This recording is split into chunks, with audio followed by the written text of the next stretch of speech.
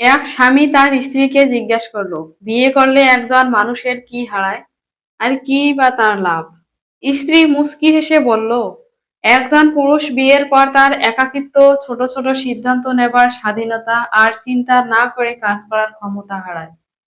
বিনিময়ে সে তার জীবনে একজন সঙ্গী পায়, তার সন্তানের মা পায় এবং এমন একটি ঘর পায় যা তাকে স্থিরতা দেয়।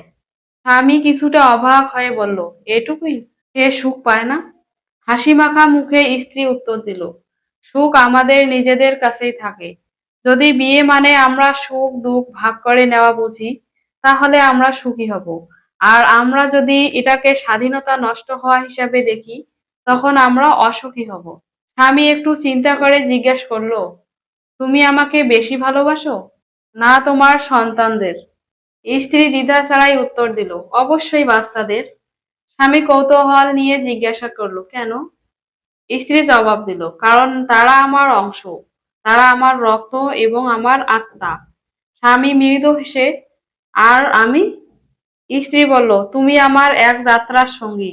কখনো তুমি আমাকে আনন্দ দাও আর কখনো কষ্ট। এই সংলাপ শেষে স্বামী বসে বসে ভাবছে, আসলেই কি দাম্পত্য সম্পর্ক ত্যাগের উপর গড়া? এবং এই ত্যাগ কি সবসময় পুরস্কৃত হয়? বাস্তবতা হলো, সংসারে নারীর ভূমিকা কেউ মূল্যায়ন করে না, যদিও একটি পরিবার তাকে ঘিরেই আবর্তিত হয়। সে নীরবে জীবনের সব বোঝা বহন করে আর দিন শেষে ক্লান্ত শ্রান্ত মুখে হাসি ধরে রাখে। এবং যখন এই পরিবারের কোনো সমস্যা হয়, তখনই তার দিকেই অভিযোগের আঙুল তোলে। বাচ্চা আঘাত পেলে বলে মা তার দায়িত্ব পালন করে না। বাচ্চা কারো সাথে খারাপ ব্যবহার করলে বলে মা তাকে সঠিক শিক্ষা দেয়নি। স্বামী অসুস্থ হলে বলে স্ত্রী তার দিকে খেয়াল রাখে না। কিন্তু সত্যিটা হলো, একজন নারী একটি মহান ভূমিকা পালন করে। সে আসলে একটি বিদ্যালয় কিংবা তার চেয়েও বেশি কিছু।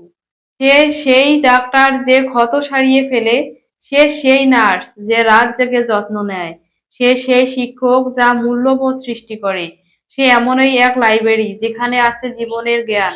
সেই জ্ঞান হৃদয় দিয়ে স্পন্দিত হয়। প্রত্যেক নারীকে আমার আন্তরিক অভিবাদন, যারা নিষ্ঠার সাথে তাদের সংসারের দায়িত্ব পালন করেন, যারা অন্যদের জন্য নিজের আরাম আয়ের সুখ শান্তি বিসর্জন দেন, যারা শত চ্যালেঞ্জ সত্ত্বেও তার চারপাশের মানুষগুলোর মুখে হাসি ফোটান। হে নারী, তুমি একবার হাসো প্রাণ খুলে এবং নিজেকে নিয়ে গর্বিত হও। তুমি প্রজন্ম সৃষ্টিকারী, পৃথিবীর শক্তি ও ভালোবাসার উৎস। সবাই ভালো থাকবেন, সুস্থ থাকবেন। আমার ভিডিওটি ভালো লাগলে প্লিজ লাইক কমেন্ট করে পাশে থাকবেন। সবার সুস্থতা কামনা করি।